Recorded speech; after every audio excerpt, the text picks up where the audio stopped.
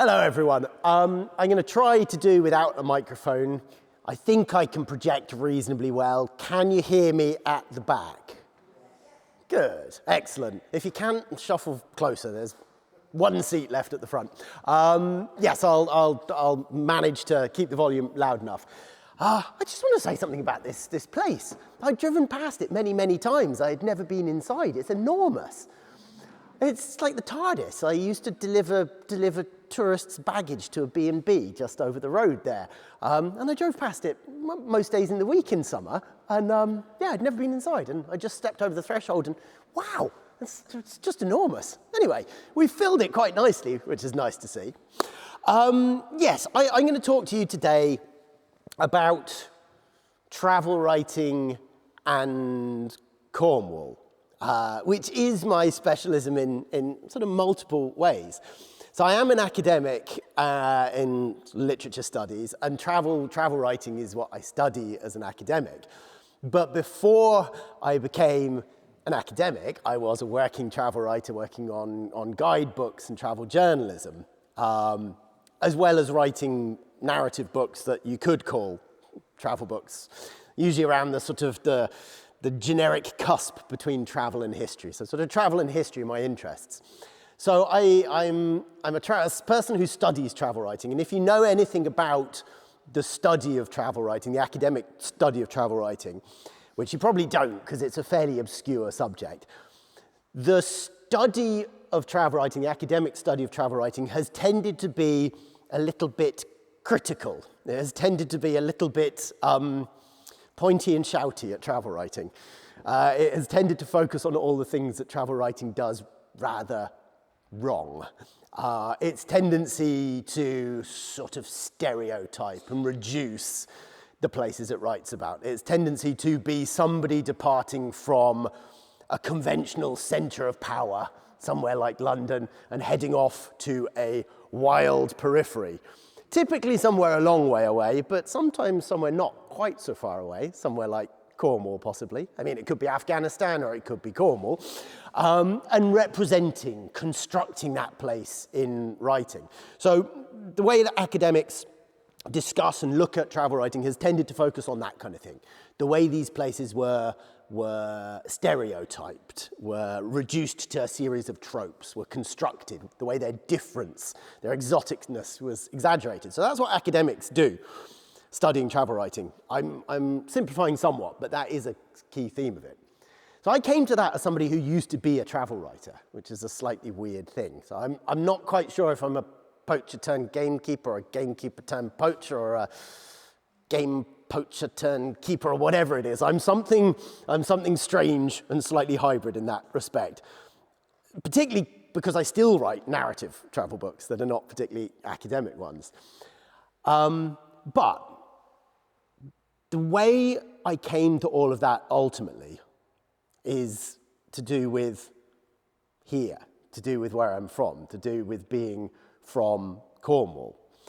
It wasn't something I was aware of at the time, but if you grow up somewhere like this, you grow up very aware of the fact that there are people looking at the place, people writing about the place, people representing the place, people talking about the place in particular ways. There are all those tour buses coming past.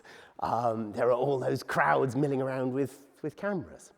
So that awareness and that interest was sort of there in my background all along. It wasn't something I realized until much, much later, how it all sort of fed into my ideas. I'm not going to use heavy academic language while I'm talking today, but I do just want to introduce one academic concept to you from the study of travel writing, because it was one that resonated with me when I discovered it. We talk about the traveller, the person who travels, the person who maybe departs from the centre of power and comes to the wild periphery, Afghanistan or Cornwall, and looks at it, wanders around, absorbs their impressions, and then writes about it. That's the traveller. But there's another figure in that dynamic. Well, you might think the reader, the person who eventually reads the text, sure. But there's another figure in that dynamic. It's the person on the receiving end of what we might call the traveller's gaze, the person already in the place, in Afghanistan or in Cornwall, the person who gets travelled past and possibly either directly or implicitly written about what the natives are like in this strange land. And the word that is used for that in the academic study of travel writing is travellee. Travellee. So we talk about the traveller who travels and typically does the writing, and then the travellee, who typically gets travelled past and written about by the traveller. And when I first encountered that term, that concept of the travellee, it was genuinely quite revelatory to me, because I suddenly realised that's what I've been my whole life. Sometimes the traveller, but whenever I was at home, that's what that feeling was. Whenever I watched Wish You Were Here or the holiday programme and they came to Cornwall, that strange, slightly tingly, tickly, nice but not nice feeling that you get from that. That's what it feels like to be the travellee. And I suddenly realised, wow, this is an interesting position to be in, to be the travellee and to be aware of it. And then that, for me, brought a slight frustration with travel writing academia itself, because travel writing academia generally concerned itself with the way travel writers, travellers represented places like Afghanistan. They seemed to be very concerned for the poor travellee in Afghanistan who couldn't represent themselves. So various academics had to step in and do the job for them. And I thought, well, hang on a minute. I'm the travellee when I'm at home in Cornwall. I can respond. I can talk back. I can say what it feels like to be the travellee. So that, by way of preamble, is the kind of theoretical background of my interest in travel writing. So I wrote a lot about travel writers who come to Cornwall in the Granite Kingdom, but it was a long preceding thing. I haven't only studied travel writing about Cornwall, I've studied travel writing about lots of other places too, but I had previously done some academic work, doing conference papers and journal articles about travel writers who had come to Cornwall and represented Cornwall. And in a way, that academic idea became the core of the Granite Kingdom, which is not really an academic book. So what I'm going to do today is take you on a little tour through some of my favourite travel writers from history who have come to Cornwall. By favourite, I mean most interesting, the ones that amuse me, that I find unusual or interesting. And then I'm going to look at some of the ideas, some of the concepts about Cornwall that we can see emerging through travel writing, particularly from the 19th century.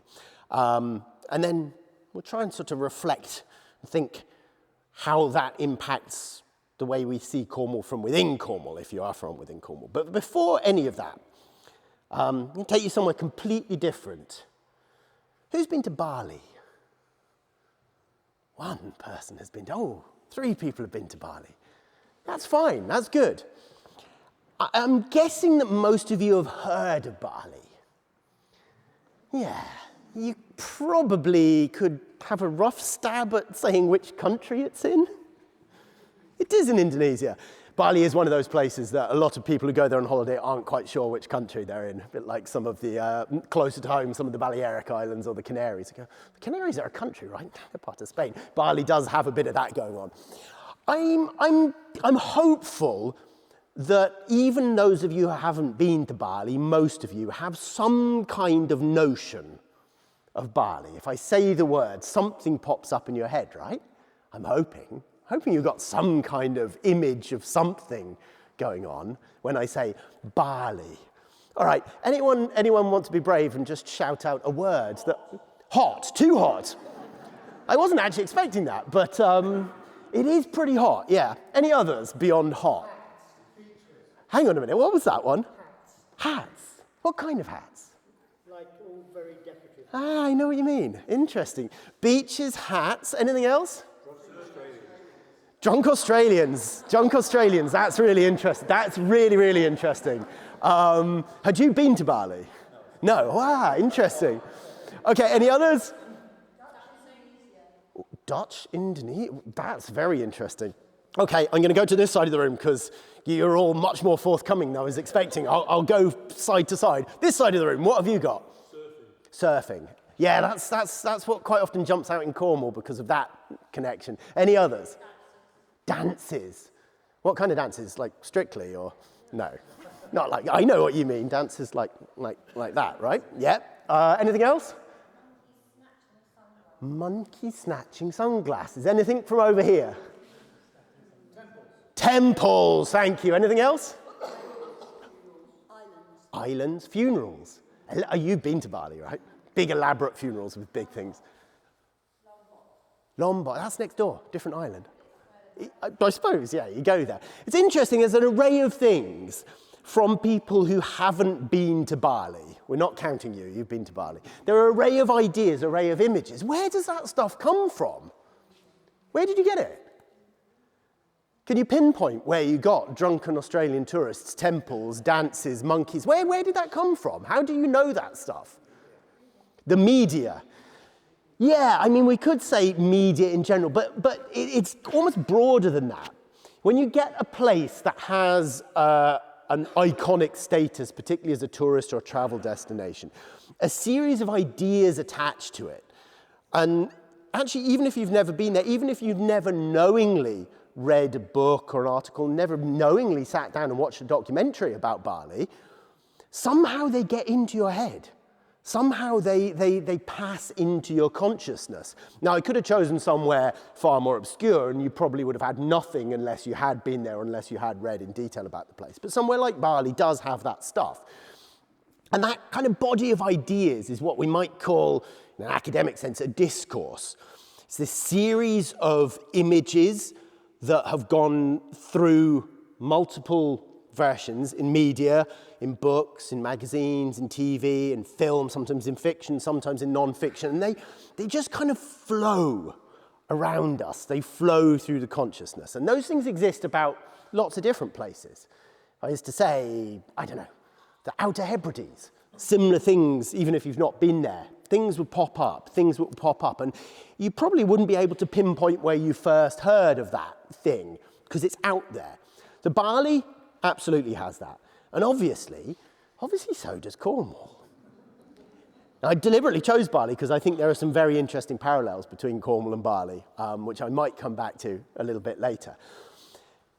That idea of a discourse about a place, that idea of a series of tropes, a series of images, a series of ideas, and how it gets put together is sort of what interests me about places, is what interests me about Bali, that's what interests me about Cornwall in particular. And travel writers for centuries have been key agents of discourse, key agents of propagating those ideas, those images, and so on. Should we do Cornwall? I mean, I know we're in Cornwall, and many or most of you are from Cornwall, but let's just try it for a minute. I'm going to go to this side of the room first. Just imagine that you are outside of Cornwall, maybe from outside of Cornwall. What things would pop into your mind if we said Cornwall? Cliffs. Anything else? Pasties, definitely. Yeah, anything else? Engine houses, anything else? Fishing, anything else? Tourists, yeah. Drunk English tourists, maybe not Australians. Anything from this side? Beaches again. Say again? Folklore, yeah, folklore. Traffic jams. It's surfing. See, it's just the same as Bali. It's the same. What was that one? Steam engines. Yeah, it's interesting. Well, steam engines, no steam engines in Bali, so that's one slight difference. But all of that stuff, that collection of imagery. Mermaids. Yeah. It's interesting that nobody for Bali brought up any of the kind of mystical stuff, but we got a mermaid for Cornwall there. Tintahed, there you go. See, we've unleashed the flood of it for Cornwall. So you see the idea that this set of things, this collective set of images and ideas exists. And that's the material of the discourse. And as I say, travel writers have been a major engine of that. So I'm going to, as I say, I'm going to run through some travel writers I find particularly interesting and some of the particular ideas they put across first. But just briefly to go back to the idea of my early interests in this stuff. From really young childhood, I was fascinated by tourist material about home, about West Cornwall. So my granny had run a guest house in Penzance in the 50s and 60s, and she still had a stack of the old brochures, the Penwith council brochures that they did each year with the adverts for her guest house in the back. And I used to love looking at them, the pictures, and I mean, there were people in some of the pictures that I knew 20 years later as grown-ups, as little children. So Grandma would say, that's such and such a person. I'd say, oh, wow, there they are as a child. But I particularly found the language fascinating. This is one of the brochures. I loved the sense of reading about home as presented to a prospective tourist audience. It talked about traveling to a place that was like a foreign country, with place names that seemed to be in a different language, where the climate was exotic and all of this kind of thing. It's like, that's home, that's where I am. It gave you this strange sense of being in two places at the same time, because it was giving you a glimpse of what the place you're from looked like to people from outside. The one I was particularly obsessed with was this one.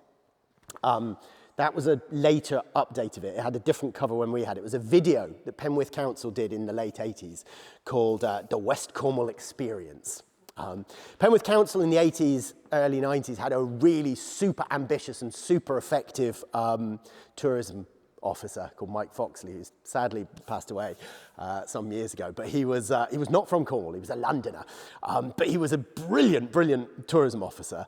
And he managed to get money for stuff. So this was one of his great masterpieces, the West Cornwall Experience video, which you can find on YouTube, by the way.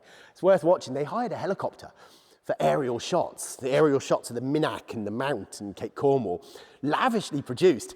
I was obsessed with that video. It was so exciting to see this glossy representation of everything that was familiar, everything that was home. So I've always been fascinated in these tourist texts, and I thought I'd better just talk about the one that was on the front slide and on the poster for the event. Have you seen that before? I'm sure lots of people have seen that one before. It's iconic. It's the Great Western Railway poster from early 1900s. I think it's 1907, if I remember correctly off the top of my head. Great Western Railways were hugely important in the development of Cornwall as a major tourist destination. It was already a tourist destination before they existed, before the railways even arrived. But in terms of really pushing an image, a discourse, a series of tropes about Cornwall, Great Western Railways were hugely important. They invented the term Cornish Riviera. They produced their own guidebooks, which were called the Cornish Riviera, which sold in the hundreds of thousands. I think the first edition sold 250,000 copies. And it was full of King Arthur and pasties and engine houses and cliffs and beaches, all those things you mentioned. But they also did some great posters, some great branding. You know, the classic vintage posters of Penzance and Newquay and whatever. Most of those were produced by the Great Western Railways marketing department. But this, I think, was their absolute masterpiece. It sort of seems to belong to the COVID staycation era, but actually it was from the 1900s. See your own country first, and look what they've done. They've equated Cornwall to Italy.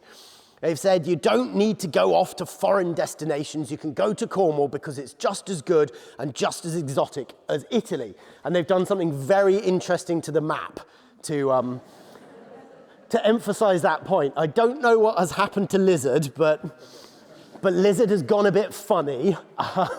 But the map is in a way the least significant part. It's the other bits. It's that there's a great similarity between Cornwall and Italy in shape, climate, and natural beauties. And the natural beauties is a bit of a sort of male gaze nudge and a wink, because you have an Italian maid and a Cornish maid there in the middle. Now, this is the early 1900s, where I don't know about Italy, but I don't think that was really contemporary dress in Cornwall at the time.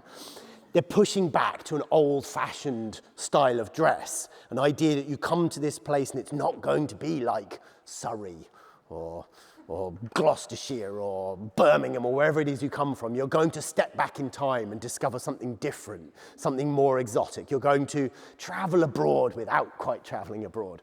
So that's Great Western Railways. Very, very, very significant in developing Cornwall. But I'm going to go back in time now and do a little tour through travel writers. Who was the first ever travel writer to come to Cornwall, do you think?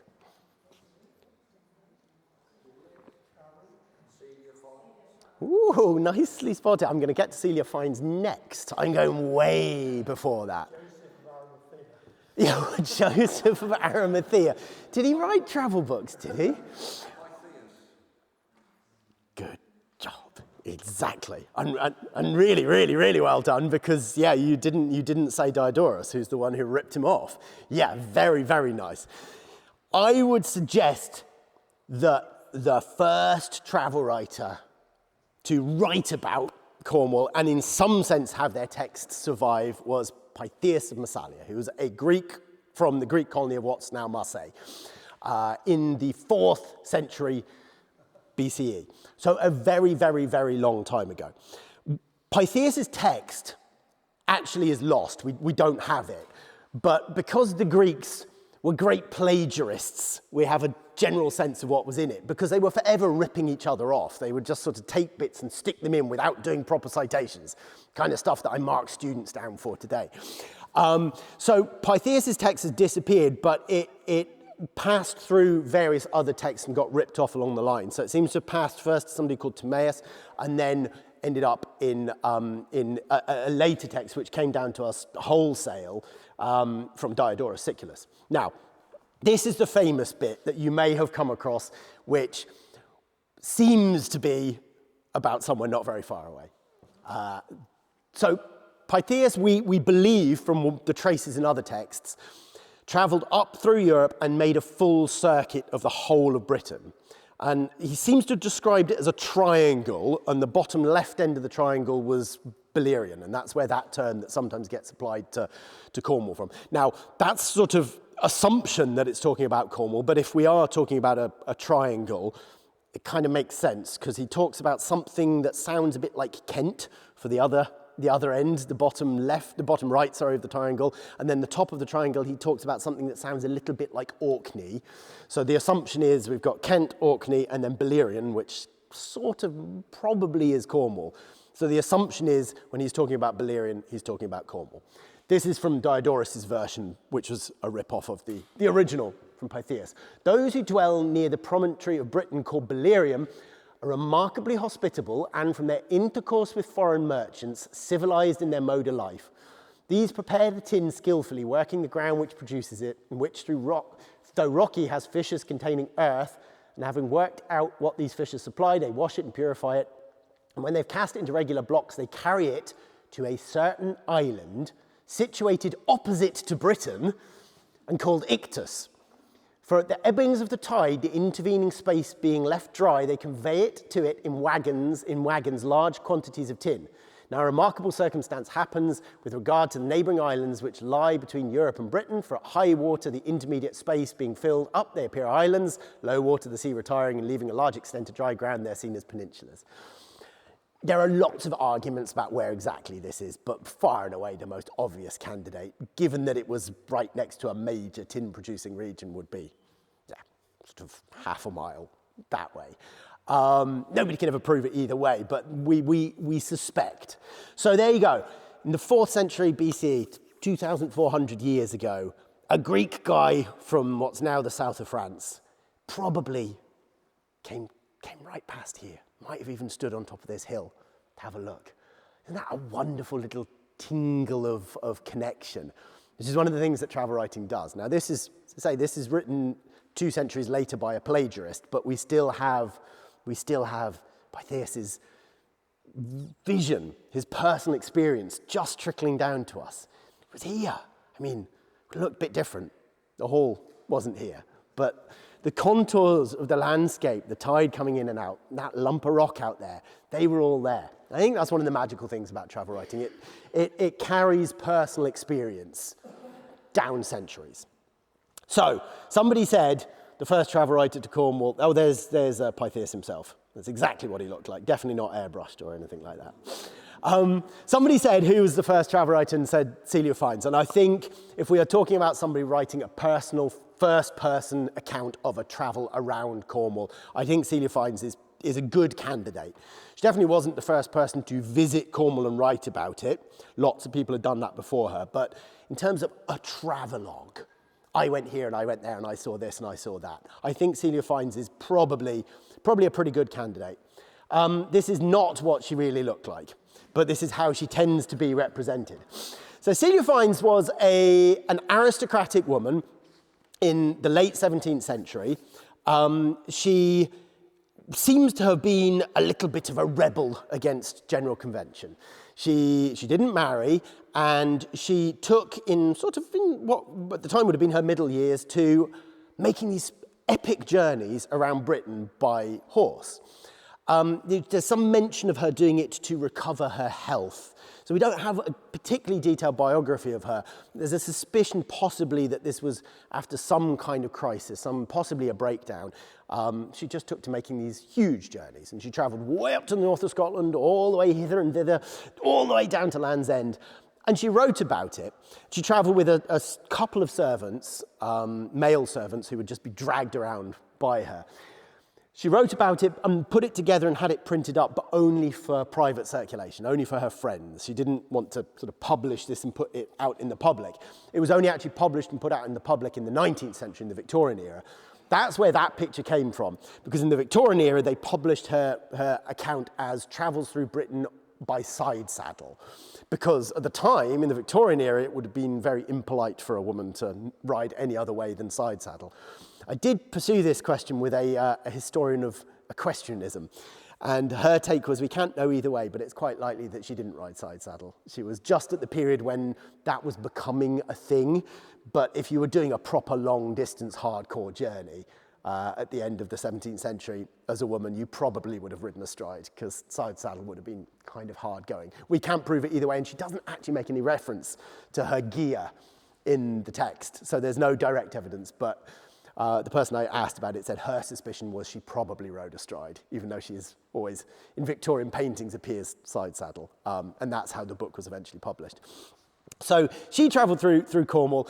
Her impressions were very impressionistic. She came down, she crossed over from Plymouth with the horses in a boat, obviously before the bridge. It was a bit of a rough crossing. Then she rode down the line of road that travels through the south of Cornwall. So she stopped off in Mevagissey, and then in Foy, and then in St Austell, and then she came down. She had aristocratic connections in Tregothnan, so she stopped there for a bit. Then she came on down through to Penzance, all the way up to Land's End, and then back up the north coast. And that became the standard route for travel writers. That's what, right up until the early 20th century, was the kind of standard circuit. There is book after book after book, which begins crossing from Plymouth, coming down the southern side to Land's End, and then switching around and going back. What you find if you look at travel books about Cornwall is the north coast tends to get a bit of a cursory treatment, because they've usually worn out and run out of time by the time they get to Land's End. So over and over and over, Land's End is the halfway point, but it takes up 3/4 of the book, and then they get to Land's End, and then they say, from here we turned back east and we're back in London 3 days later or whatever. So it's a pattern. There's a lot more representation of the southern side of Cornwall than the northern side in travel writing, and that begins with Celia Fiennes. Just wanted to share you one little bit from Celia Fiennes, which is this is from St Austell. So she had these aristocratic connections, and she would have letters of introduction to places like Tregothnan, where she could go and stay with a distant cousin or some connection via marriage. But when she didn't have a big country house to stay in, she would just put up in local hostels, local inns. She was a tough traveller. She'd just turn up and get a bed for the evening. And she talks about the houses in St Austell being quite substantial houses, but they were built like barns. They were sort of open, and then there'd be a sort of mezzanine thing at the top, and that's where she was put up. So she arrived, she went, settled down in a bed, the horses were put in the stables in the back. She never talks about where her men sleep. I suspect they were probably in with the horses. And then she wanted to get something to eat, so she went down to the kitchen, and this is what they presented with her with. My landlady brought me one of the West Country tarts. This was the first I met, and though I had asked for them in many places in Somerset and Devonshire. It's an apple pie with custard all on the top, and the most acceptable entertainment that could be made me.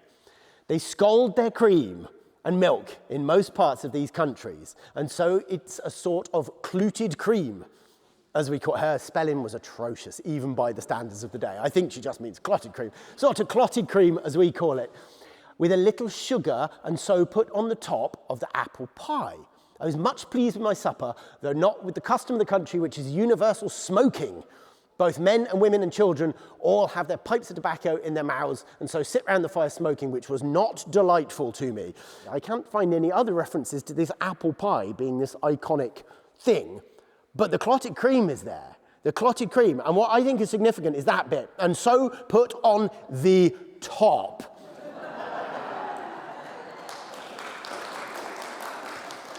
There you go. So we have solid historical evidence for that precedent, going all the way back there. So I'm going to jump forward. There are some 18th century travel writers. There are some really interesting figures from the beginning of the 19th century, which I will touch on briefly in a little bit. But I want to jump forward to one of my favourites, who I've sort of spent a lot of time with as an academic looking at his work, which is Wilkie Collins, who's, well, what did Wilkie Collins write? Woman in White and the other big Moonstone, loads of others, but those are his two kind of mega blockbusters. And as a popular novelist, he really rivaled Dickens. I mean, they were friends. Dickens was a little bit senior. Dickens gave him support, but the big blockbuster writers of the Victorian era, they were the two vying for top position. Moonstone, Woman in White, you know, still widely read today. Before all of that, he was a travel writer. He had actually written one novel. He was studying to be a lawyer. He was in his 20s, but he didn't really have much interest in study and didn't really have much interest in the law. He was from London. He'd published a novel. It had gone down quite well.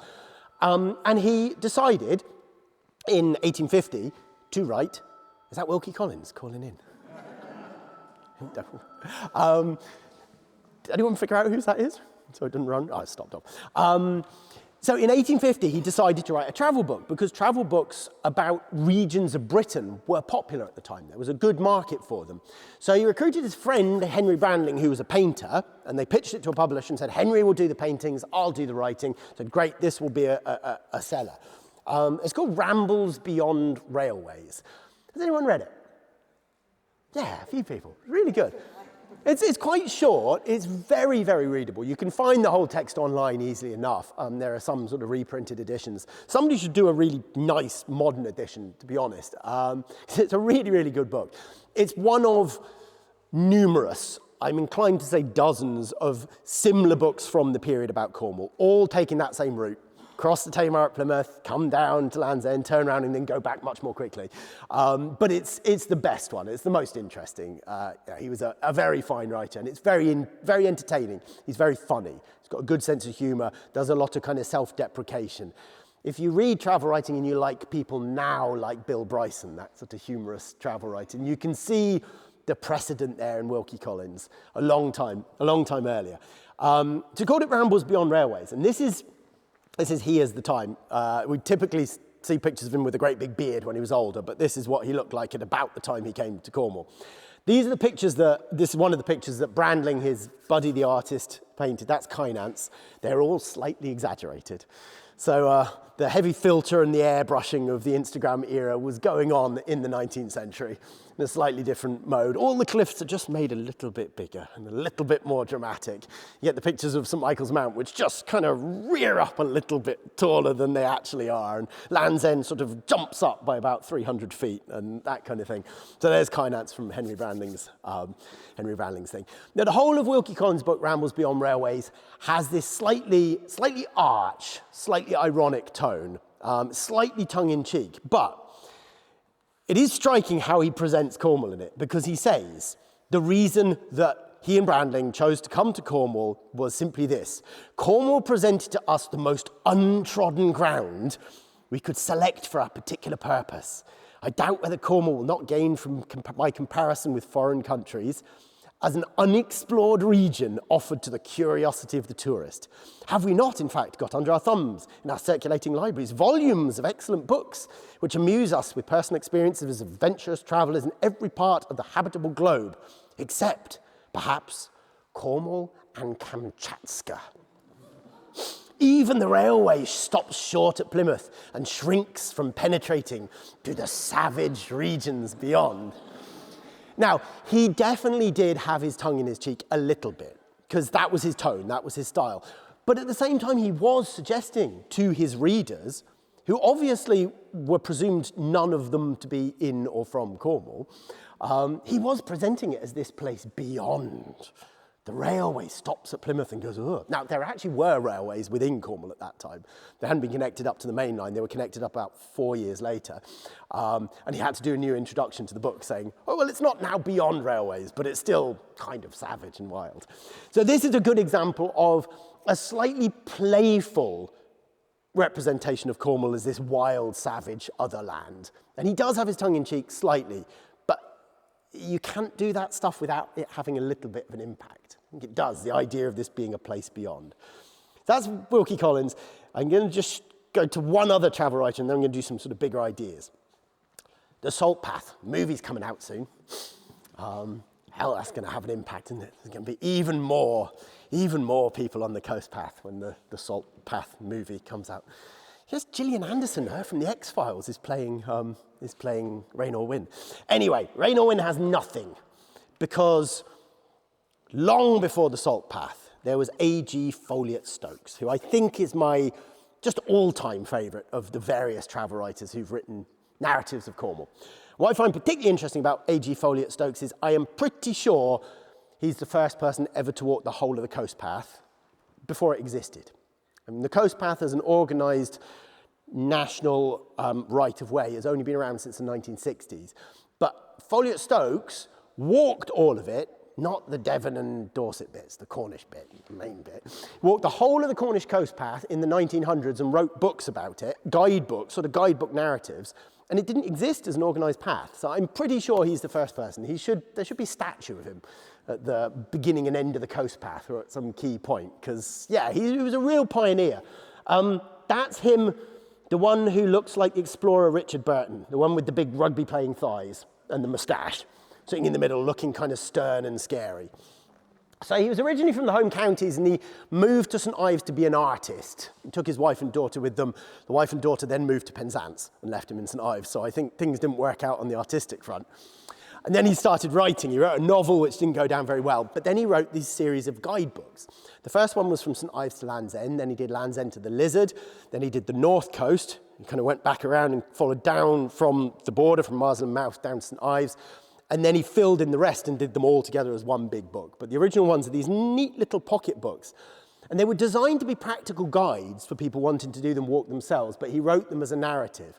And they're full of just beautiful, slightly flamboyant and over-the-top descriptions of bird life in particular.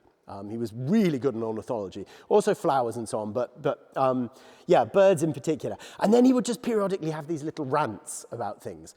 As he walks into Penzance, he has a real rant about the state of the kind of Werrytown area. He says the Penzance Council really needs to get on the case because it's a mess, and this should be a beautiful gateway to Penzance as people walk in from Newlyn. They should really get a fine impression. Instead, it's kind of tatty, and there's litter around, and there's some scruffy little allotments and a bunch of skateboarders. No, he didn't mention skateboarders. But he moans about that. And then a little bit earlier, actually, coming around Lamorna, he moans about land ownership and public access to the countryside. The kind of stuff that's really current now. He goes on a rant about the way it should not be possible for individuals, however wealthy, to own large tracts and exploit them. So he had this strange progressiveness. He also was appalled by people who have very small, silly dogs. When he was in Newquay, I do have to read this bit, actually, I got it in the book. When he was in Newquay, he was on the beach.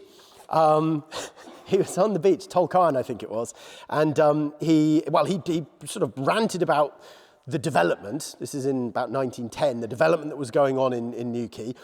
And he said that the greed and selfishness of individuals should not be allowed to play ducks and drakes with the appearance of a growing town.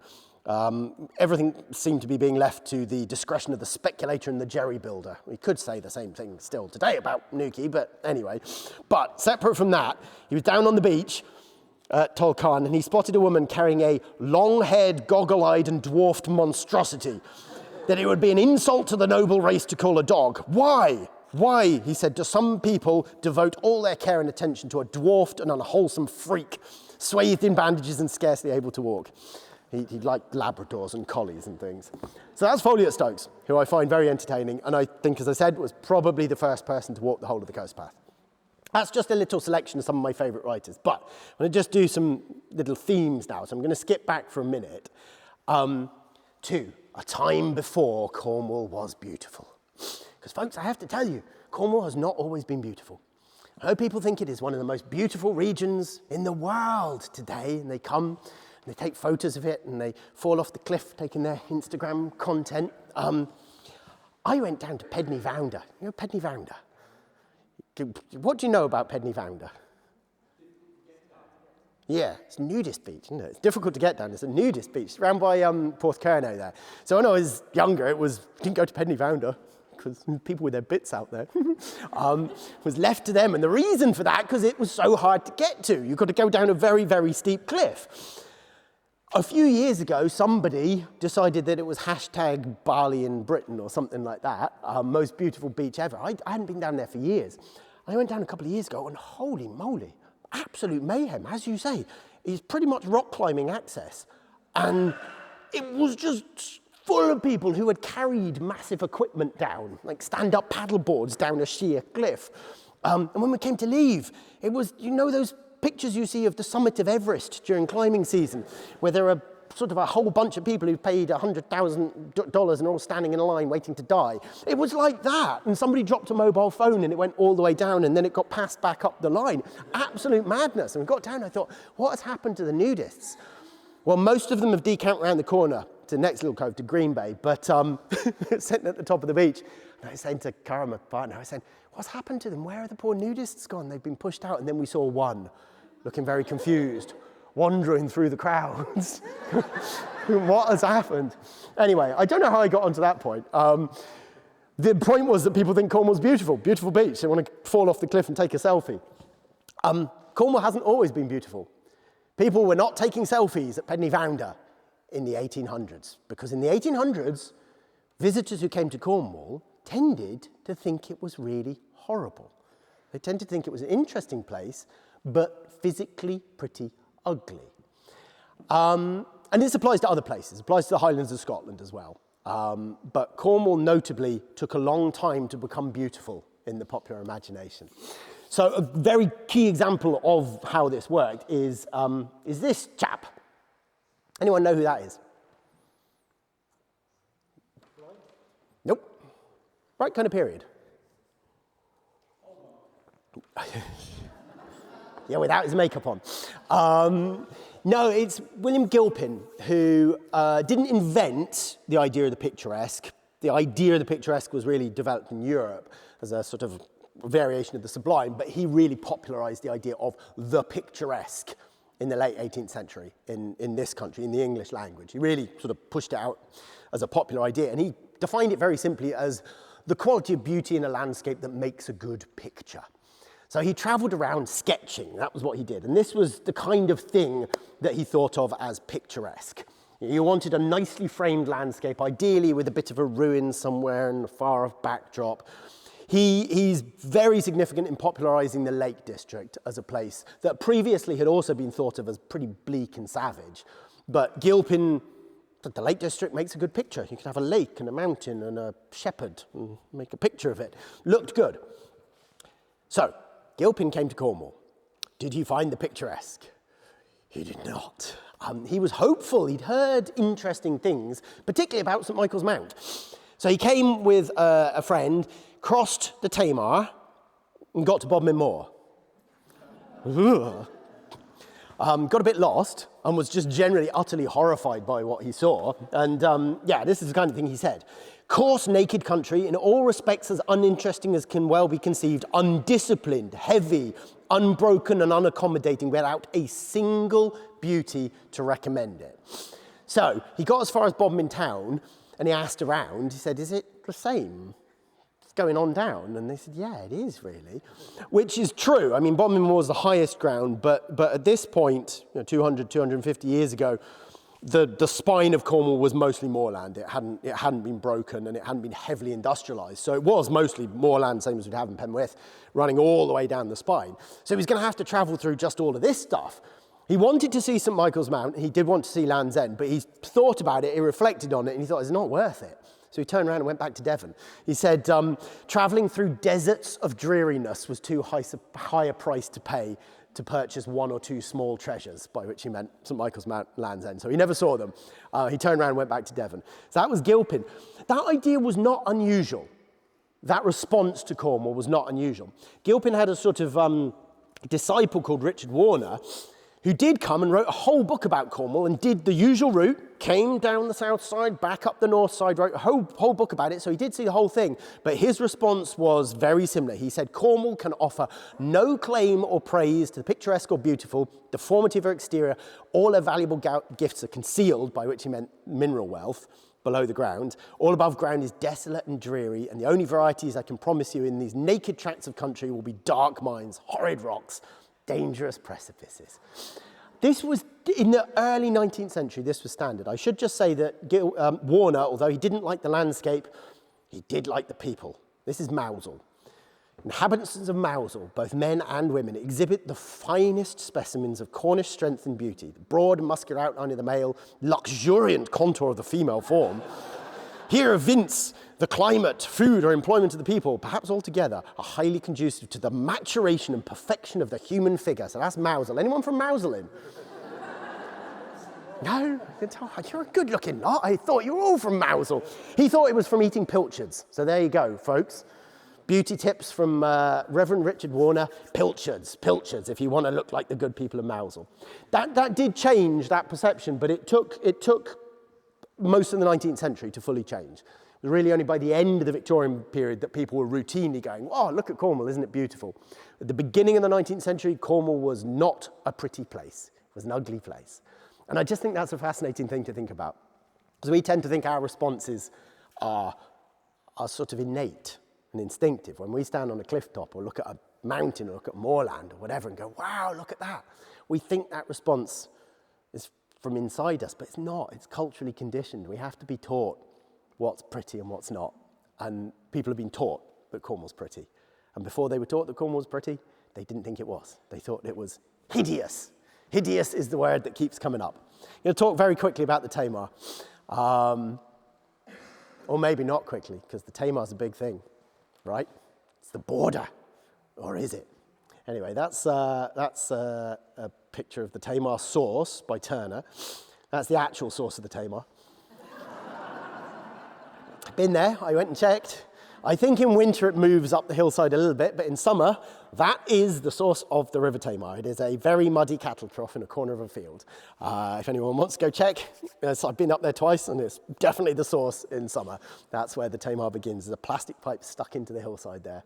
So it doesn't look quite so much as that. But the Tamar, by the Wilkie Collins period, the Tamar was being presented by travel writers routinely as this place where everything changed, really abruptly. You crossed from Plymouth and boom, you were in another world. Everything was different at the Tamar. We've got a couple of examples. Because they even put across the idea that geography itself changed when you crossed the Tamar. So this is Walter White, who wrote one of these books from the Wilkie Collins period, The Walk Down Through the South, Back Up the North. So he crossed over from Plymouth, and this is what he wrote. At once, crossed over from Plymouth, mouth of the Tamar, Saltash. At once, you are struck with the difference between the county you're in and the one you've just left. It's obvious. Generally soft features of Devonshire are exchanged for a landscape of a stern and unfinished aspect. This is Saltash. Plymouth to Saltash. He's not the only one. Alphonse Esquirot, who's a French travel writer, same period, came across. Bridge was in place by that point, but Esquirot said, you must not travel by the bridge. The only way to approach old Cornwall is by boat. So you had to get off the train and go and get a boat, because then you would properly appreciate the change. And this was the change. A great change in the style of the landscape. Soft features of a fertile district are succeeded by a stern country, especially distinguished by the rudeness and grandeur of its lines. Cornwall differs in so many striking essential features from the usual character of an English landscape. He's talking about Saltash. He's talking about the Tamar Valley. Now, we've all crossed that river. We all know that you can't tell from that photo which side is Cornwall and which side is Devon unless you look very carefully and try and work it out. It's pretty much the same. Now, there is all that stern and unfinished stuff, but it's not at the Tamar. It's not immediate. You have to travel some way before you hit the twisted branches and the rocks and all of that. But there was this tendency to say that the minute you crossed, everything was different. And they extended it from landscape even to people. This is Esquirot again, the French guy. as soon as you crossed the Tamar. Bear in mind, he crossed from Plymouth to Saltash. This is what happened. You have scarce crossed the border of Devon and entered Cornwall ere you are struck by a change in the human physiognomy. On the roads, in the inns, in the wagons, you continually notice oval faces with elongated features, black hair, grey eyes, prominent noses, large mouths. In a word, the Celtic type. Are we still in England? We might doubt the fact. There he is, the Cornish Celt. This is at Saltash. And I tell you, you can still notice, if you go on the train, pay attention next time you come through Plymouth. You're like, yeah, when you get to Saltash, and suddenly, I don't know, they grow horns. It's like that. I mean, he was seriously, that's what he was seriously saying, that you could see the physical difference as soon as you crossed the Tamar. Now, it's worth noting, he says the Celtic type. So he has put them as black hair, grey eyes, prominent noses, large mouths. Plenty of other people wrote about the Celtic type and said red hair, freckles, small noses, whatever else. This Celtic type is just wildly variant, and you can fit anything into this Celtic type as far as travel writers in the 19th century were concerned. So, yeah, everything changed in human terms as well as geography for travel writers. There are some other comments as well. This is from Wilkie Collins, and this is an interesting one because it appeals to us now. Collins said that in his introduction, in Cornwall, a man speaks of himself as Cornish in much the same spirit as a Welshman speaks of himself as Welsh. And I think that a lot of us go, well, yeah, absolutely. What's really interesting is it's virtually impossible to find evidence of that from Cornish people in the 19th century. You find endless accounts of Cornish people just unproblematically calling Cornwall England, calling themselves English, referring to Cornwall as part of England, over and over again. You really don't find that directly from the mouths of Cornish people in writing and records until the 20th century. Now, that's not to say there weren't people saying it. Maybe Wilkie Collins heard people saying that, but that kind of thing comes first from outsiders in the 19th century, outsiders telling you that Cornwall is not England. Travel writers saying, oh, we've left England to this place where everything changes at the border. So that's worth thinking about when you see that. That often gets cited and people saying, look. But this is a travel writer from London saying it. It's not a Cornish person saying it. And I can find you plenty of examples of Cornish people from the period saying, I am from England. I live in England, which is interesting, just worth noting. Lots of other interesting things as well. Here's Stokes, Folliott Stokes, talking about Penwith. When you go west of St Ives, you have entered the sanctum sanctorum of the Cornish Celt. Here you'll find him clinging to his granite hills, still listening to the song of the sea and the moan of the moorland wind. The same dreaming mystic creature as his forefathers, who reared these mighty cromlechs, massive outlines so impressively on the skyline of the hills and beside which our oldest cathedrals are but of yesterday. That's a good glimpse of A.G. Folliott Stokes' style. Wildly purple, but really good fun. This is 1908. St Ives was already a busy tourist resort. Half of West Cornwall had cousins and uncles and brothers working in South Africa and America and Australia, and yet for Folliott Stokes, they are all the wild, dreaming, mystic creature as his forefathers. And we are today still as well. Of course we are, absolutely true. That's all kind of funny. It could get a little bit nastier. Anyone know who that was? W.H. Hudson, who wrote a book called The Land's End. He was a brilliant writer about nature in the countryside. Really, really good. He was English by citizenship, but actually born in Argentina, which might be significant. And he spent a whole winter in and around St Ives, lodging in some farms in Zena, lodging sometimes in St Ives, wandering around. Really beautifully written book called The Land's End.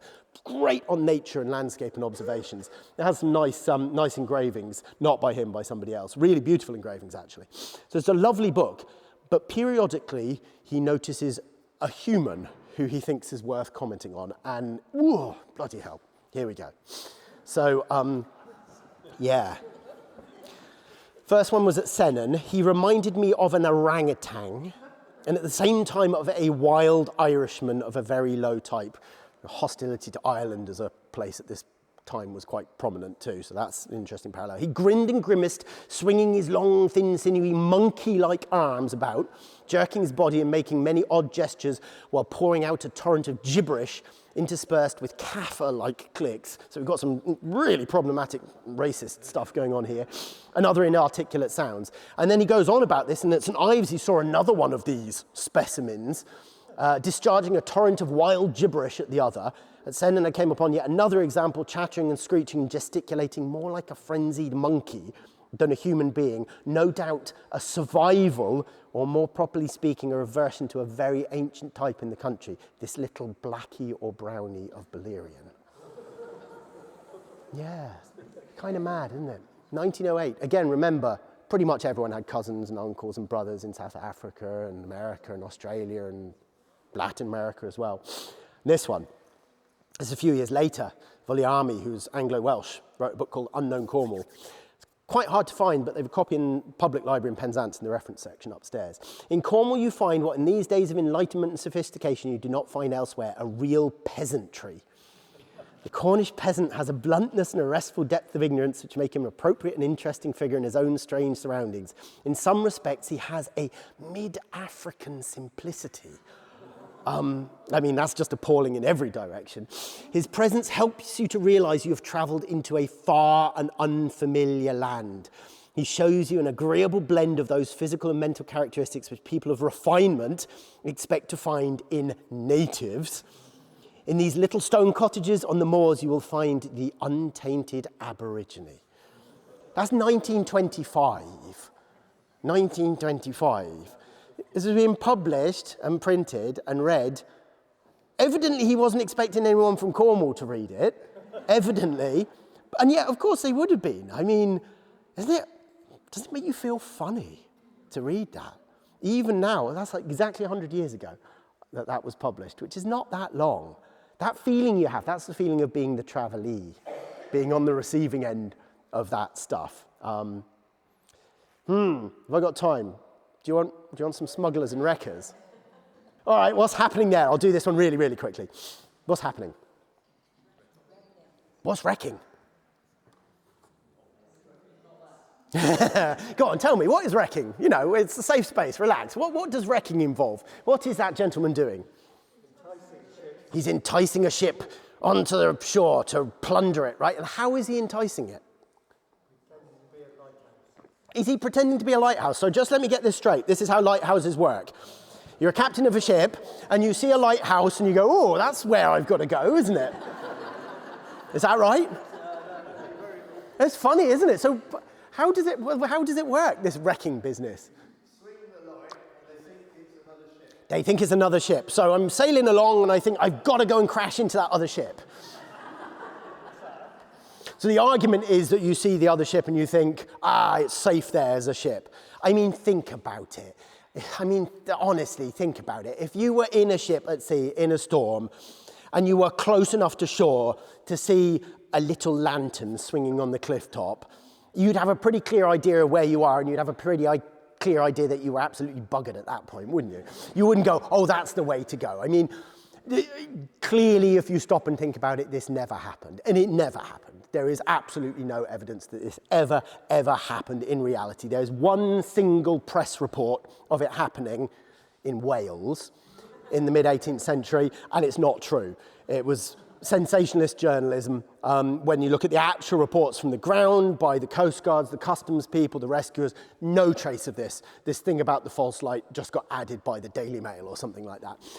This didn't happen. And if you stop and think about it, it obviously didn't happen. It makes no sense. It's not true. It just didn't happen.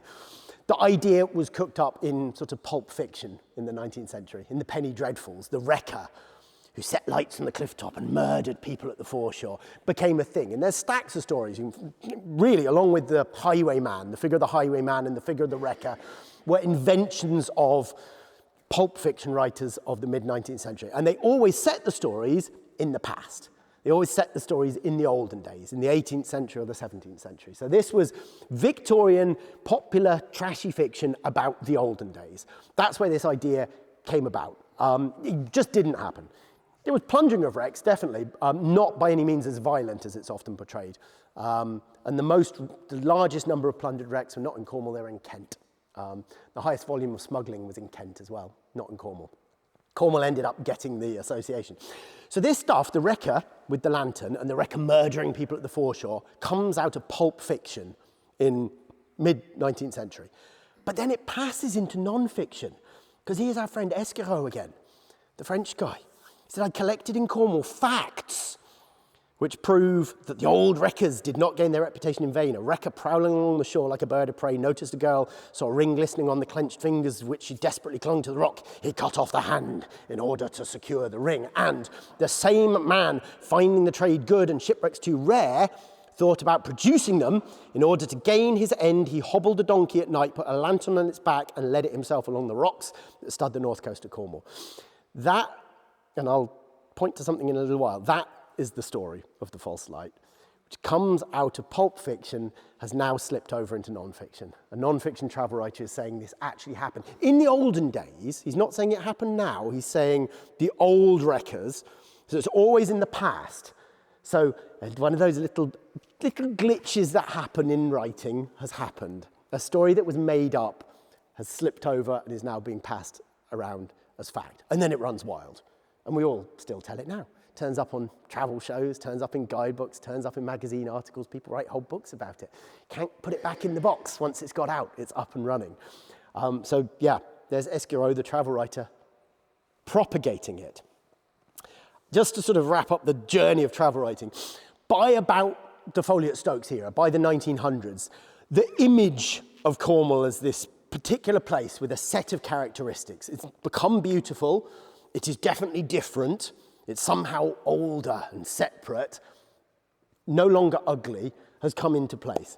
And you get this branding. Great Western Railways turn up with the posters, the guidebook, the Cornish Riviera, these two brand names emerge. Delectable Duchy, which was cooked up by Q, Arthur Quiller Couch, and Cornish Riviera, which was cooked up by Great Western Railways marketing department, becomes a thing. And the way people write about Cornwall in the 1900s, the way travel writers write about Cornwall is recognisably still the same way the Lonely Planet and rough guide writers write about it today. Their descriptions are the same ones you find in the brochures today. So this is from Charles Lewis Hind, 1907, bang on, same period as Folliott Stokes. And he's talking about the images. Remember at the beginning I said, what are the images that Barley brings up? What would the images of Cornwall be if I asked you? Here they are. Charles Lewis Hind lays it out. When one recalls Cornwall, there rises to the mind's eye the sea lashing at the coasts, prehistoric monuments, barren moors, luxuriant valleys, little streams and bare hills, pale miners and weather-furrowed fishermen, flowers on the cliffs, bits of wreck in the coves. Such is Cornwall, the delectable duchy. The image is now in place. From those previous travel writers, all that kind of shifting, twisting around, ugly place now becoming a nicer place, savage place becoming slightly ironically savage and then not really savage at all comes into play. And there you have it. There's the Cornish Riviera guidebook, the second edition, I think. This is from the second edition, or third edition, in fact, third edition. So this is how Cornwall's being presented to prospective visitors. Old England is everywhere crumbling about our ears. It's a sorry business trying to find any traces of her nowadays in the home counties. But in the duchy, medievalism. This is Cornwall in the 1920s, same period as the untainted Aboriginals. You think of all the mass industrialization, the huge emigration culture that has dominated for the last half century. The vast numbers of people from Cornwall who have gone out and back sometimes from South Africa, Australia, Peru, Chile, North America, anywhere in the world with hard rock mining. The connections, the links, and then you think about all of the technology, all of the development of steam power, but not just a steam power, of geological science and just general scientific inquiry and all the institutions, the things that in some way are procedures of Cornwall Heritage Trust as institutions, public scholarly institutions in Cornwall, all of that. And this is how it's being presented, medievalism, untainted Aborigines. Yeah, so that's what you get if you come on holiday to Cornwall. But, I wrap up. I just want to make a point about all of that. If you come across that term West Barbary, it's one that you come across in history books, and when people are talking about the way Cornwall was perceived, you sometimes are told, you sometimes read that in the 18th century, Cornwall was sometimes known as West Barbary, to emphasize its savageness and its strangeness. And that gets passed around in contemporary academic writing sometimes, the idea that Cornwall used to be called West Barbary by people from outside of Cornwall in the 18th century. Here's the thing. There is no trace of the term West Barbary being used in the 18th century. Doesn't exist as far as we can see. Nobody's found an example. The best example is Daniel Defoe, a couple of decades after Celia Fiennes, talking about hurling. He saw a hurling match, and he said the hurling match seemed to be evidence that these people were once a kind of barbarians. That's the phrase, were once a kind of barbarians. He's not saying they're barbarians now. He's saying hurling suggests that these people were once a kind of barbarians. That's it. That's the closest we can get in terms of what's been found in the corpus of texts to that term, West Barbary. What you find, however, is in the Victorian era, Cornish people saying that Cornwall used to be called West Barbary. It seems to be this retrospective thing when Cornish people were looking back to the 18th century, and they say in Grandad's time, people used to come, they used to say it was West Barbary. It seems to be this myth that developed within Cornwall from Cornish people, saying we used to be this barbaric place, and that's what people used to say about us, but not anymore. So how that came about, well, any suggestions? Anyone have any theories of how that came about? Why people started saying that? Why Cornish people started saying that in the later 19th century? Sense of identity, I think it's Methodism. Now, that needs more research, but I'm pretty sure it's to do with the Methodist identity. Cornwall was majority Methodist, and a big part of the Methodist internal mythology is until Methodism, people were barbaric. Yeah, they were drinkers, they were licentious, they maybe were smugglers and wreckers. So I think it's probably a self-conscious Methodist identity that people started to say, oh, in the olden days, we were West Barbary. And then that passed over, a bit like the wrecking story, it slipped over into modern historical narratives, like academic non-fiction accounts of Cornwall, that sometimes a little uncritically say Cornwall used to be referred to as West Barbary in the 18th century. What you get is Cornish people in the 19th century saying people used to call the place West Barbary, but no evidence of that actually happening. It's really interesting. The point I'm trying to make here is that some of this stuff is us. We sometimes take this stuff and do it. People from within Cornwall sometimes pick up these things. We tell the smuggling and wrecking stories. We quite like it. We get a bit of a thrill when we read an account of somebody saying everything changes at the Tamar. You can tell when you get to Saltash that you're in a different country. And here's the thing. Alphonse Esquirot, that thing about the smuggler, the wrecker cutting off the hand and setting the false light, he definitely didn't get told that in the pub. He plagiarised it from a slightly earlier book called An Illustrated Itinerary of the County of Cornwall, which was by Cyrus Redding, who tells the exact same story, and then Esquirot just steals it. And Cyrus Redding was from Penwith.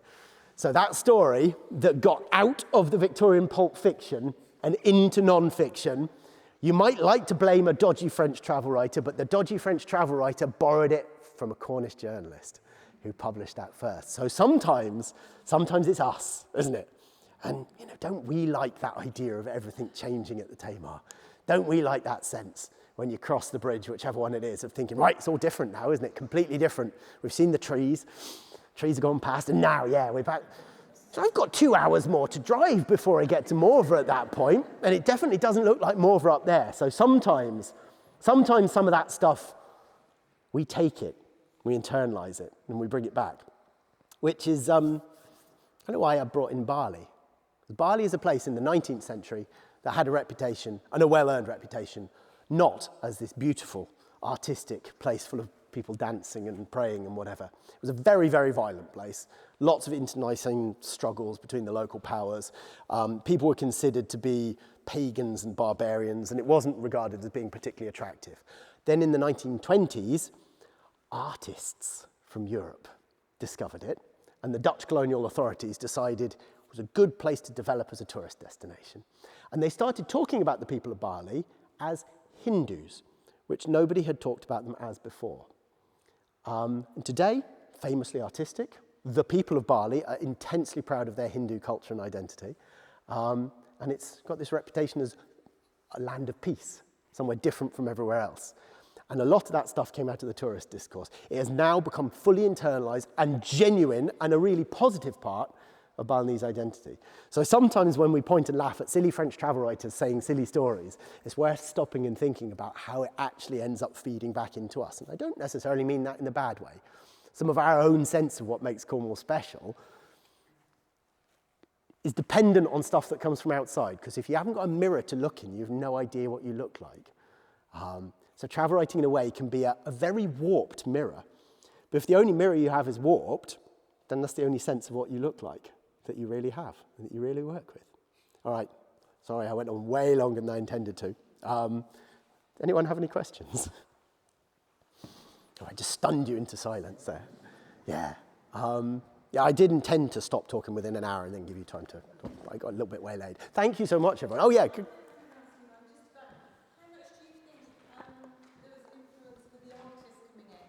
Yeah. Yeah. Yeah. I think that the question, for anyone who didn't hear it, was about, I was talking about travel writers, what about the artists? I'm not an art historian, so I'm not really qualified to talk about this. I'm a literary scholar and I study travel writing, but I have talked to people who are art historians and do look at that kind of stuff. Interesting, back into the 19th century, the two often came as a package, because you'd have a travel text and you'd have like Wilkie Collins and Brandling who travelled together and presented those exaggerated landscapes. And there'd be engravings in the other texts, so they often kind of came as a combined package. Cyrus Redding's book was full of these big prints of the landscape.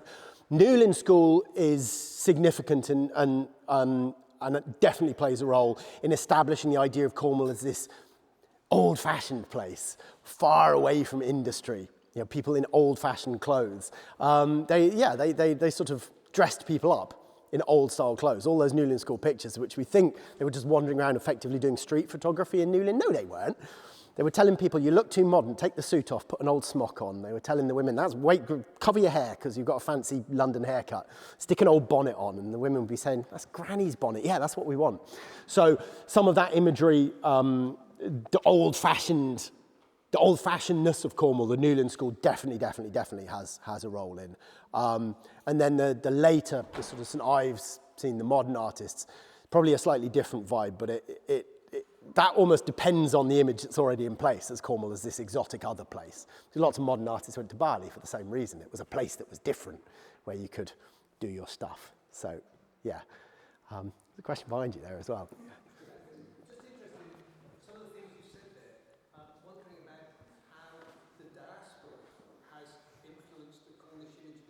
Oh, wow, yeah. Because you get this, the Irish in America and Yeah. Australia have this very romantic idea of Ireland. Yeah. And I remember coming across years ago some birth certificates that had been Cornish miners in Pachuca in Mexico. Right.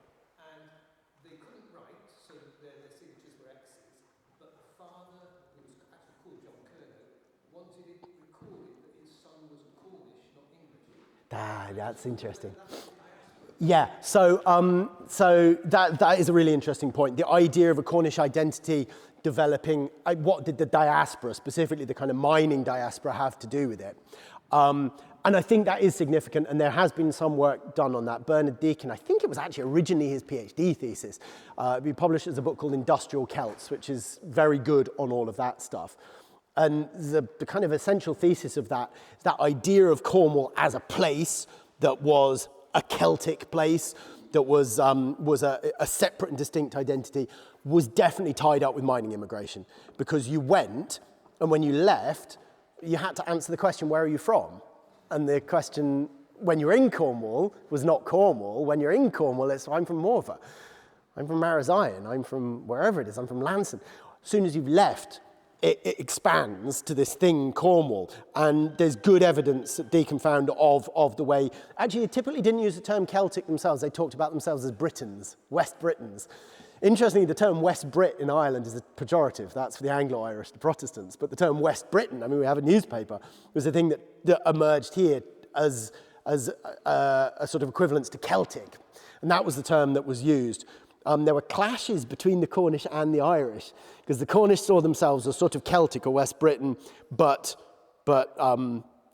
in the vanguard of the British Empire, whereas these awful Catholic Irish were sort of misbehaving. So there would be fights between Cornish and Irish. But yes, I think going away was key to that development of that idea. Although you still find through that period people talking, despite the fact they're saying that, they're beginning to develop this West Britain, non-Anglo-Saxon identity. They still tend to be quite comfortable talking about England, about Cornwall as being part of England.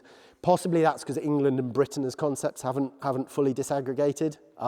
But yes, going away is always a good way for people to develop notions about the place they're from. So that's a really important point. But yeah, Bernard Deacon's book, Industrial Celts, is good on that stuff. Yeah, and then yeah.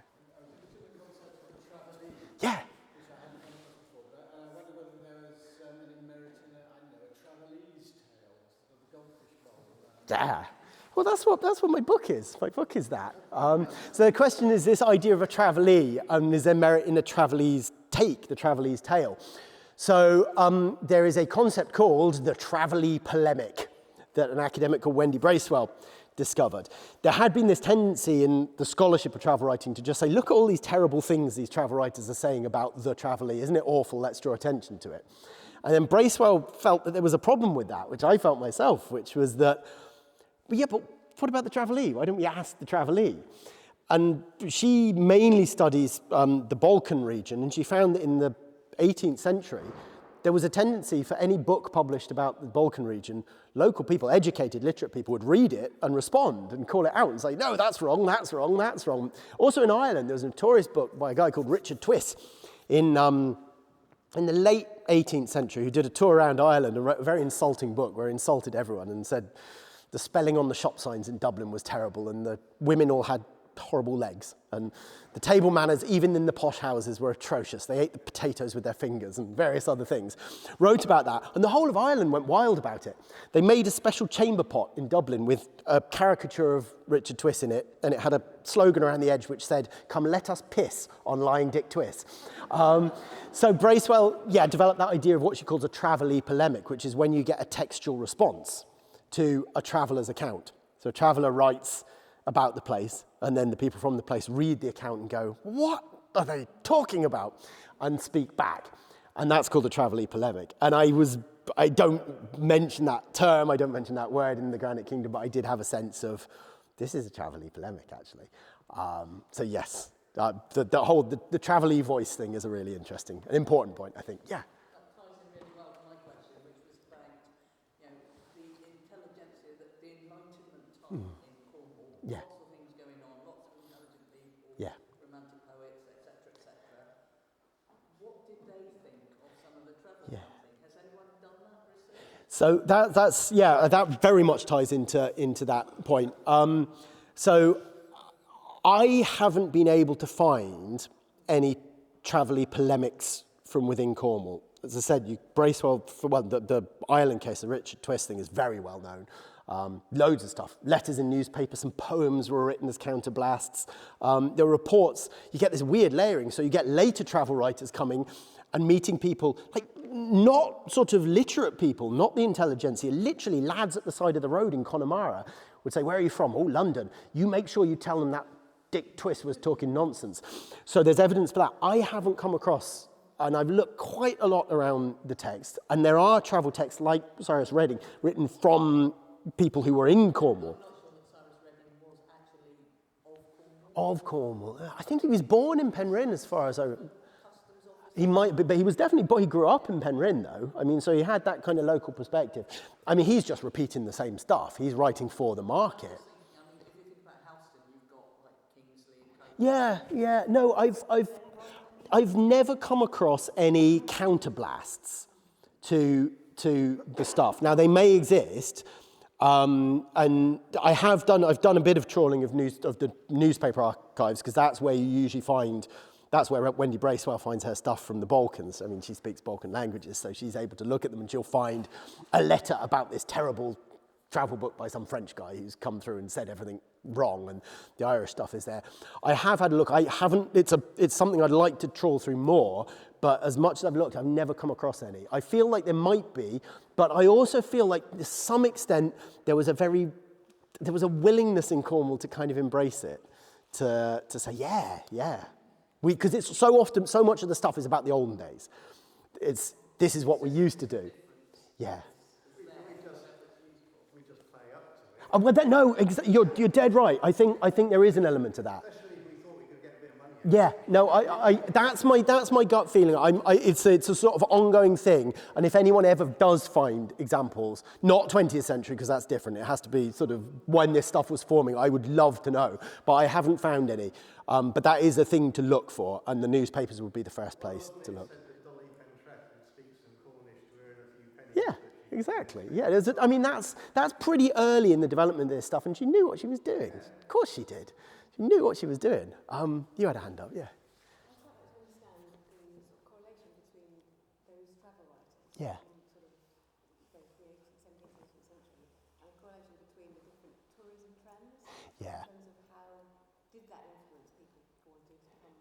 Yeah. That's a really good question. So it was, for anyone who couldn't hear, it was how did the sort of the travel writing, the trends in the travel writing, how did that intersect or influence tourism development? What you very definitely see is a shift. By the time you get to the 1900s, people like Hudson and Hine, and obviously Folliott Stokes. Folliott Stokes is an extreme example, actually. Is an awareness on the part of the writer that people are going to come to Cornwall and that they may be reading your book for inspiration. Folliott Stokes was writing a practical guidebook. It's kind of hybrid. It is a narrative, but he was giving people practical advice about walking the coast path. But people like Charles Lewis Hine and Hudson are not. They're writing narrative accounts. But you can detect the sense that they know people maybe are coming or maybe have come already. So they are portraying Cornwall as a place that people come to. You also start getting travel writers complaining about tourism. So 1907, Hind is already saying St Ives has been spoiled. There's too many villas on the cliff out to Carvis Bay. But there is a sense that you're writing about a tourist destination. You wind back to 100 years earlier, to Warner, Gilpin. They're writing about a place that, to their mind, nobody's going to. I'm going out and bringing a report back. So you get a transition through the 19th century. And what you get in the Wilkie Collins period is Wilkie Collins still playing up the idea that I'm going to a savage region that people don't go to. But it gets this slightly tongue-in-cheek quality because there were already published guidebooks to Cornwall by that stage, tourist guidebooks by the 1850s. So there's a transition that happens. So it goes from this really is a region that very few people have been to, even though there were always a number of people coming, to, hey, look, I've gone to this wild and savage place, ha, ha, ha. I'm kind of winking and nudging, to the full-blown guidebook text. And it's a trajectory from, say, 1800 to 1900, and you can trace it. But it goes through this slightly ironic period in the middle, which is the Wilkie Collins thing, where they kind of know that they're going to a tourist destination, but they're still sort of pretending, but they know their readers also know, because the readers might be going themselves, but the readers maybe want to be flattered with the idea they're going somewhere far off, and which is exactly how tourism texts work today, right? You get a brochure to Bali. The companies all have names like Intrepid and Explorer and whatnot. Yeah. Would there be a form of staycation? Yeah. Travel writers decided that because it was so dangerous in Europe to go on the Grand Tour, That's a really good point. send the children Yeah. to the country they live in. The really, really, really important point. So that's a historical context thing about the Grand Tour, which was the traditional for upper class people, particularly from Britain, but also from Germany and the Low Countries. In the 17th and 18th century, you went off and did your gap year around Italy and Greece, and then you did some sketching, and then you came back and ran the empire.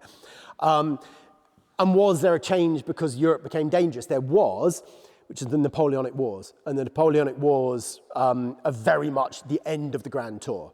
And what then happens, you get Wordsworth in the Lake District. You get the Romantic poets, and that ties in with Gilpin. We suddenly discover these places that we thought were hideous and ugly, Scotland and the Lake District, are picturesque.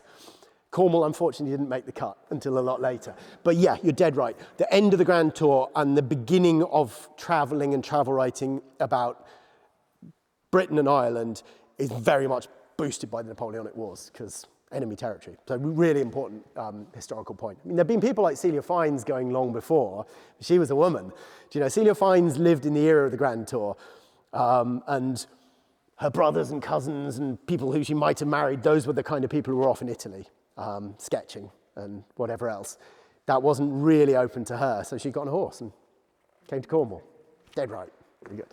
Did I see a hand up over here? Yeah. No, it's just a term we use in the development industry, which is pioneer tourism. Pioneer tourism, yeah. These guys would pioneer tourism in the 17th Yeah. century, 19th century. Yeah. But it went on in the 20th century, the Greek islands. Of course, yeah. You'd have Yeah. the intrepid writer, usually from The Guardian. who Yeah, discovered so right, the yeah. rough guy. But what I find when you actually look at the individual cases is the people who appear to be pioneer tourists are usually not. There's usually a tourist industry before. I mean, Celia Fiennes had no problem finding places to stay because there were obviously commercial travellers, people coming to do mining industry stuff, people coming to sell custard tarts or whatever it was. So there was accommodation, and you find there were guides around. People always popped up. You know, when people got to Land's End, 250 years ago, somebody always leapt up from behind a rock to charge them a shilling to show them the best bits.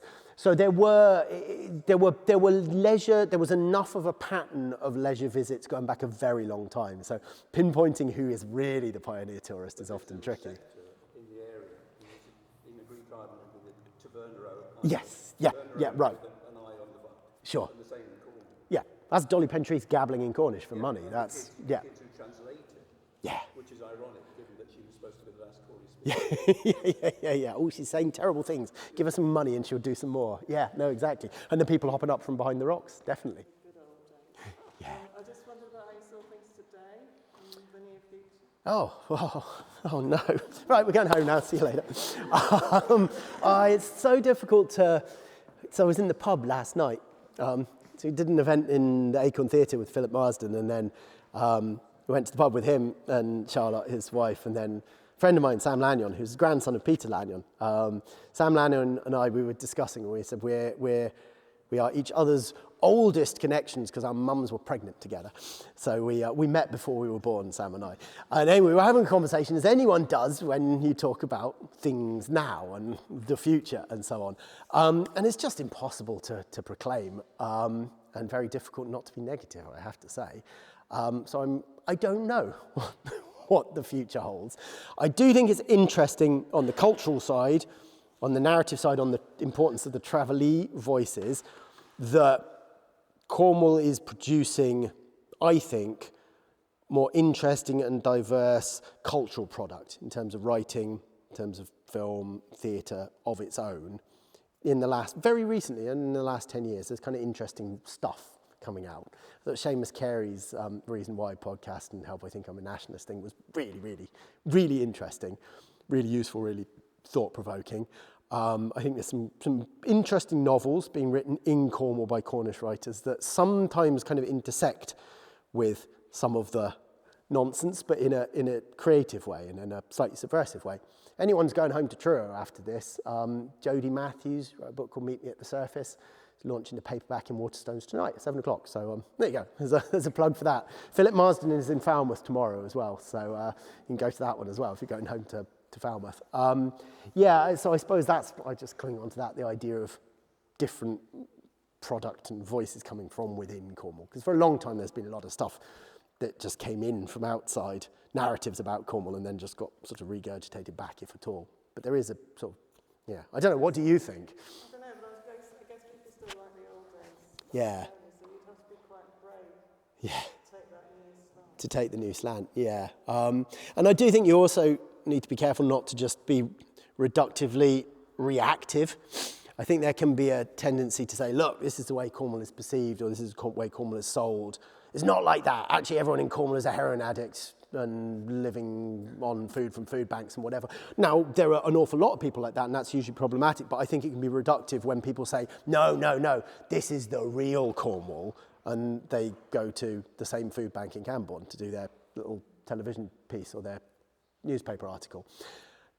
And it's difficult to sort of critique that because it is drawing attention to important issues, but it can end up with just this binary thing that people say, well, there's the Cornwall that you get from the Rick Stein and all of the rest of it, and then there's the real Cornwall, and apparently the real Cornwall is Camborne. So if you happen to come from Marazion, sorry, you're not in the real Cornwall. You were born and brought up in Marazion, this is where you're from. Sorry, that's not the real Cornwall, unless you happen to be a single parent heroin addict in Marazion, which I'm sure there are some of, but do you know what I mean? There can be this reactive thing. And I think that sometimes has come across in some of the filmic and literary stuff that's come out lately, and it just sometimes makes me twitch a bit. And so I'd love to just see a novel or a film about somebody from Cornwall who, I don't know, just is a primary school teacher who managed to get on the housing ladder and is doing all right, rather than is a disenfranchised fisherman or an impoverished person somewhere.